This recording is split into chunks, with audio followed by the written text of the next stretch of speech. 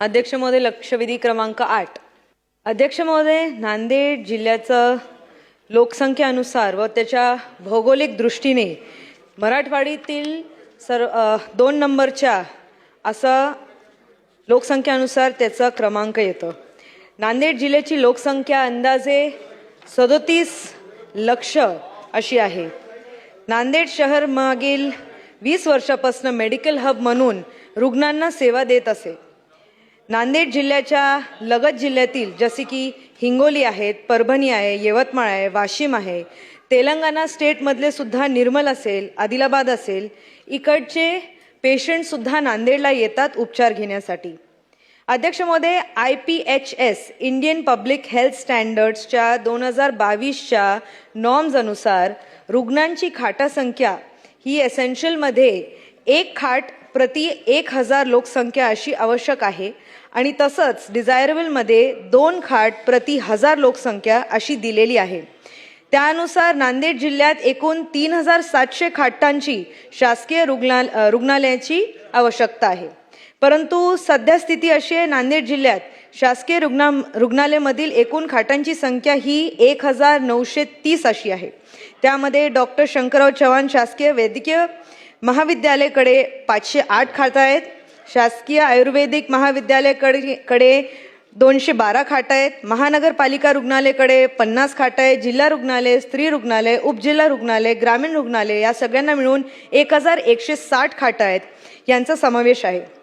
त्यामुळे ह्या नॉर्म्स अनुसार पेशंटचे बेड आपल्याकडे 1770 एवढे बेड्स कमी आहेत.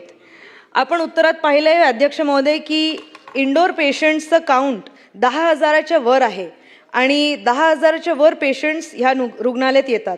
डॉक्टर शंकरराव चव्हाण शासकीय महाविद्यालय विष्णुपुरी येथे एकूण 508 खाटा मंजूर असून जिल्हा स्तरावर एकमेव टर्शरी केअर सेंटर हे झालेलं आहे.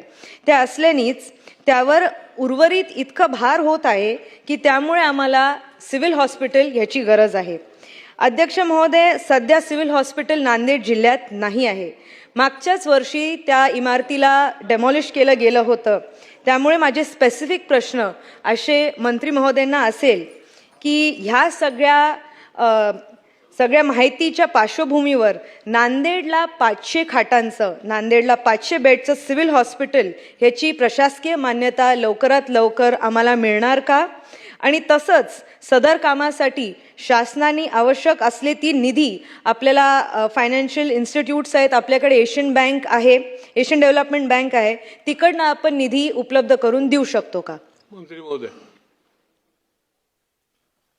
अध्यक्ष महोदय, सन्मान्य सदस्य श्री जया चव्हाण यांनी नांदेडचं जे काही रुग्णालय आहे की ज्या रुग्णालयाचा यापूर्वीसुद्धा प्रशासकीय मान्यता मिळाली होती आणि या प्रशासकीय मान्यता मिळाल्यानंतर त्याला आता प्रत्यक्षमध्ये 500 कॉटचं हॉस्पिटल मंजूर करावं अशा पद्धतीची मागणी या लक्षवेधीच्याद्वारे केली.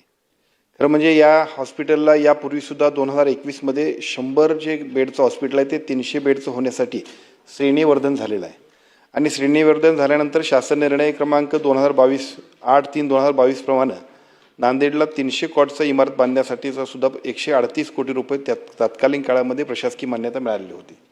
या प्रशासकीय मान्यतेनंतर याचं प्रत्यक्ष काम सुरू झालं नाही आणि त्याच्यानंतर या सगळ्या कामकाजामध्ये परत 9/10/2024ला जिल्हा रुग्णालय नांदेडला 300 कॉटवरून 500 कॉटचा श्रेणीवर्धन करण्यासाठीची मान्यता मिळाली. ही मान्यता मिळाली, परंतु याच्याबद्दलची प्रशासकीय मान्यता आजपर्यंत प्रशासकीय मान्यता झालेली नाही.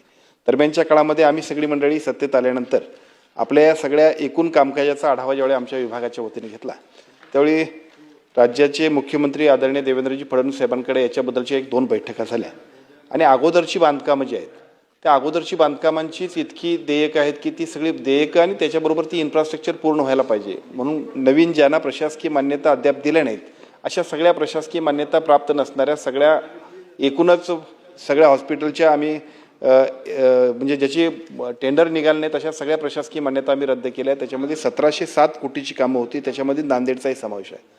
आता हे जरी असलं तरी ज्या पद्धतीनं सन्मान्य सदस्य आमच्या चव्हाणताईंनी या ठिकाणी प्रश्न उपस्थित केला आहे, नांदेड हे मोठं शहर आहे आणि या शहरातली एकूण असणारी तिथल्या पेशंटची संख्या आणि त्याप्रमाणे असणारी त्यांची मागणी, या दोन्ही गोष्टी विचारात घेतल्या तर यापूर्वी सुद्धा आमचे सन्माननीय सदस्य आनंद तिडके यांनी मागच्या अधिवेशनामध्ये एक बैठक आयोजित केली होती आणि त्या बैठकीच्या वेळा सुद्धा त्यांची मागणी तीच होती.